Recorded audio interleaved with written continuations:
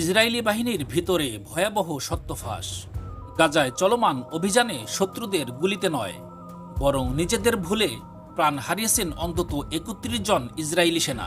এই মৃত্যু এসেছে ফ্রেন্ডলি ফায়ার, অর্থাৎ ভুলবশত নিজেদেরই ছোড়া গুলির আঘাতে। ইসরায়েলি আর্মি রেডিও শুক্রবার প্রকাশিত এক প্রতিবেদনে উঠে এসেছে এমন চাঞ্চল্যকর তথ্য। প্রতিবেদনে বলা হয়েছে, ২০২৩ সালের অক্টোবর মাসে ইসরায়েলের গাজা স্থল অভিযান শুরুর পর থেকে এ পর্যন্ত মোট ৪৪০ জন ইসরায়েলি সেনা নিহত হয়েছেন, আর এর মধ্যে প্রায় ১৬% প্রাণ হারিয়েছেন অভিযান সম্পর্কিত দুর্ঘটনায়।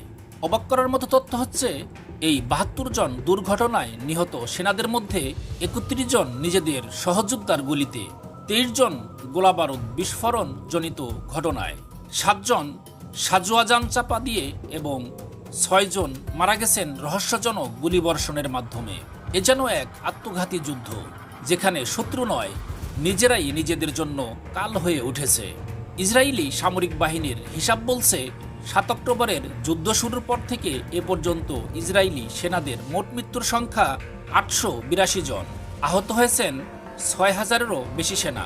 এত বড় ক্ষয়ক্ষতির পরও থামছে না ইসরায়েলের সামরিক আগ্রাসন। শুধু গত ১৮ মার্চ থেকে শুরু হওয়া নতুন অভিযানেই নিহত হয়েছেন আরও ৩২ জন ইসরায়েলি সেনা। তাদের মধ্যেও ২ জনের মৃত্যু হয়েছে অভিযান পরিচালনা সংক্রান্ত দুর্ঘটনায়। কিন্তু প্রশ্ন হচ্ছে, এত উন্নত প্রযুক্তি আর কৌশল থাকা সত্ত্বেও কেন এমন মারাত্মক ভুল? আর কত সেনা নিজেদের গুলিতেই মারা পড়বে? এদিকে গাজা নয়, পশ্চিম তীরেও চলছে আরেক যুদ্ধ, সেটেলারদের দখলদারি। বিপুল হারে বেড়েছে বসতি স্থাপন এবং ফিলিস্তিনিদের উচ্ছেদ। ২০২২ সালে বেনিয়ামিন নেতানিয়াহুর জোট সরকার ক্ষমতায় আসার পর থেকে পশ্চিম তীরে সেটেলার বসতির সংখ্যা ১২৮ থেকে বেড়ে এখন দাঁড়িয়েছে ১৭৮টিতে, প্রায় ৪০% বৃদ্ধি। ফিলিস্তিনিদের বাড়িঘর ধ্বংস, জমি দখল, এমনকি নিরীহ গ্রামবাসীদের উপরে হামলার খবরও প্রতিনিয়ত আসছে।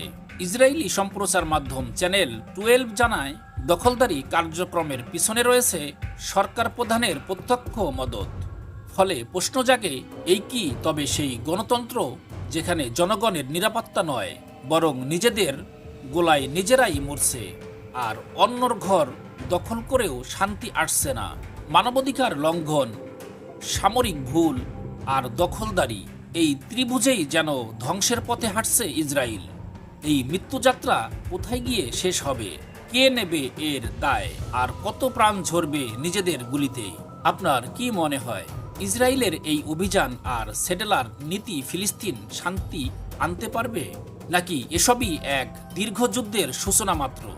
আপনার মতামত দিন নিচের কমেন্টে এবং সাবস্ক্রাইব করুন নিউজ 24 অন। আরও বিশ্লেষণধর্মী প্রতিবেদন পেতে আমাদের সাথেই থাকুন।